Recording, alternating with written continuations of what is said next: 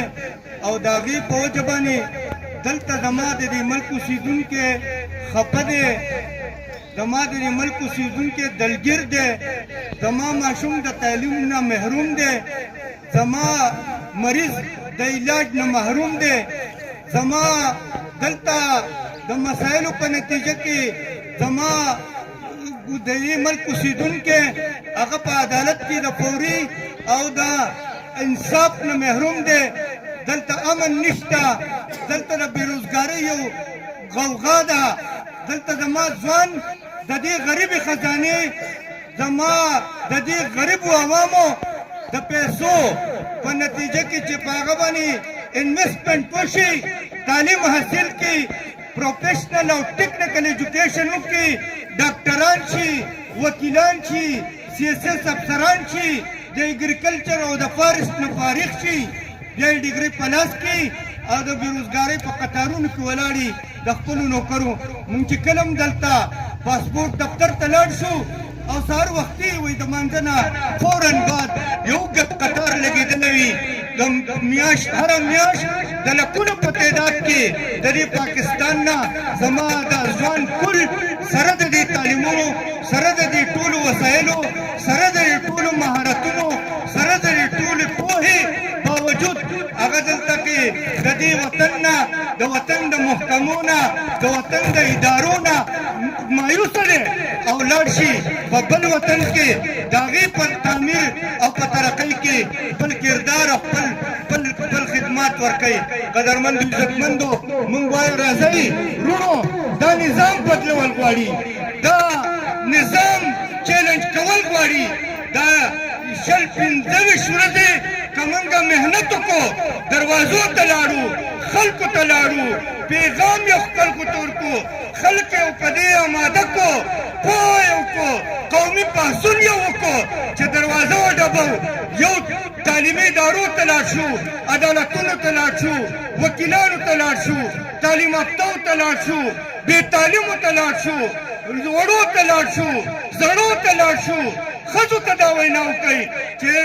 دا شل پنځه ورځې لږ تاسو پاڅئ، تکلیف وکړئ، زموږ دا پیغام دې خلکو ته ورسوئ چې دا د ظلم او د تیرو دا نظام زموږ سره بدل کړئ. دا قدرمندو عزتمندو او که دا مو بدل نه کړو نو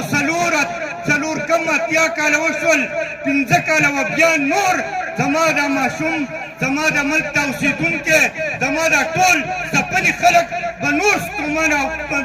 خو نور به تاسو سره بیا موقع نه وي. نو موږ وایو چې راځئ وروڼو دا ټولې ګټې پارټۍ وازمېیله شوې، بار بار وازمېیله شوې. دا لکه پاکستان مسلم لیگ په نوم باندې دي، که دا پیپلز پارټۍ په نوم باندې دي، په آخر کې دا پیپلز پارټۍ دا پي ټي آی والا راغلل،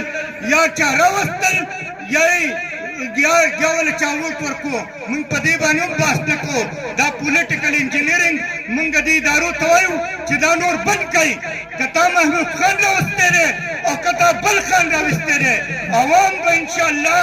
دا فیصله کړې ده چې دا به مسترد کوي. دلته به د امن نظام، د خوشحالۍ نظام، د ترقۍ نظام، د تعلیم نظام، د صحت نظام،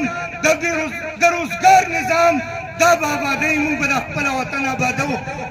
چې دې انتخاباتو په ذریعه باندې چې موږ چاله رایې ورکوو، چاله ووټ ورکوو او څوک خپل معنوي حقدار نو پکار دا چې موږ په دې باندې سوچ وکړو، غور وکړو، فکر وکړو. که چېرته د داسې سړي یا د داسې پارټۍ په حق کې رایې استعمالوو چې هغه سبا کوم ځای ته وخېږي او بیا لوټ مار کوي، کرپشن کوي، ظلم کوي، حق تلفي کوي او څومره فساد خوري په دې ځمکه باندې. نو لازمي خبره دا ده چې زمونږ د هغې نه بری ذمه کېدی نه شو. موږ به پکې پوره کردار یو، موږ به پکې پوره حصه یي. خو که دا موږ په صحیح طریقه استعمال کړو او د ښه پارټۍ محکمو استعمال کړو، د ښه امیدوار محکمو استعمال کړو، نو بیا چې څومره موږ د ښېګړه کېږي او څومره هم د قوم خدمت کېږي، څومره هم د دین خدمت کېږي، د مدارسو خدمت کېږي، د جوماتونو خدمت کېږي، د غریب ولس خدمت کېږي، د یتیمانانو خدمت کېږي. نو لازمي خبره دا ده چې د هغه خدمت په وجه باندې به په دې دنیا کې زموږ ژوند پرسکون وي او په آخرت کې به هم دواړه ازاد وي. بیا دویمه خبره دا ده چې موږ او تاسو پاکستانیان دا موږ د کلمې په نوم باندې حاصل شوی دی او دا زموږ او ستاسو ذمهداري ده چې دې موږ د تحفظ دپاره، د دې موږ د بقا دپاره، د دې موږ د ترقۍ دپاره، د دې موږ د غریب ولس د خوشحالۍ دپاره موږ سوچ وکړو او چې کله موږ د دې ووټ په ذریعه ځان له امیدوار منتخب کوو چې موږ لږ وګورو چې دا امیدوار د کومې پارټۍ سره تعلق ساتي، د دې پارټۍ کردار څه دی،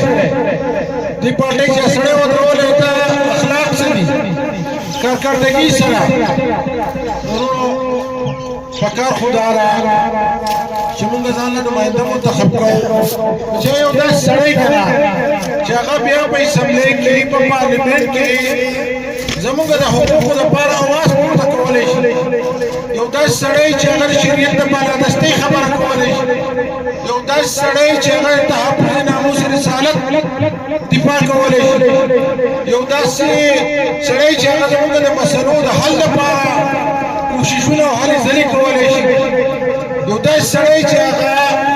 د دې ملک د ترقۍ او د قوم د خیرخواهۍ ماده او صلاحیت پکې موجود وي. نو نور دا زموږ ذمهداري ده چې موږ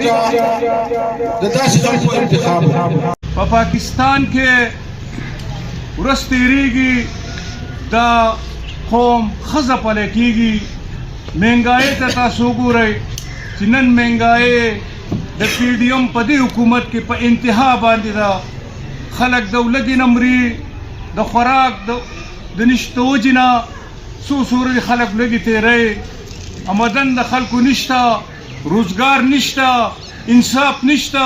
د علاج سهولتونه نشته، د تعلیم سهولتونه نشته. ولې چې په موږ باندې نااهله حکمرانان د پی ډي ایم 14 پارټو د پاکستان د جوړېدو نه مخکې په نمبر او نن د هغو د ټولو مشترکه حکومت دی. ګورنران د هغو دي، وزیران د هغو دي، وزیر اعظم د هغو دی، ټول اختیار د دې سره. نو که موږ د دې ملک تقدیر بدلول غواړو، د دې ظلم د بې انصافۍ د دې نظام نه خلاصۍ غواړو، نو موږ به د ووټ په ذریعه په 8 مئی باندې د جماعت اسلامي مرګتیا کوو. او 15 کاله د 2002 والا 15 کاله د جماعت اسلامي ممبر په دې پی کې پاتې شوی دی. زمونږ ممبر په هغه 15 کالو کې غټ پروجیکټ سرته رسولي دي. دا د سیدونه غټ هسپتال، لایبرری، بایپاس، بېشماره سکولونه او نن چې موږ کوم دی ګیس ته کینو او خپل پخلي به کوو، دا ګیس د دې جماعت اسلامي محمد امین صاحب دې خلکو ته رسولی و.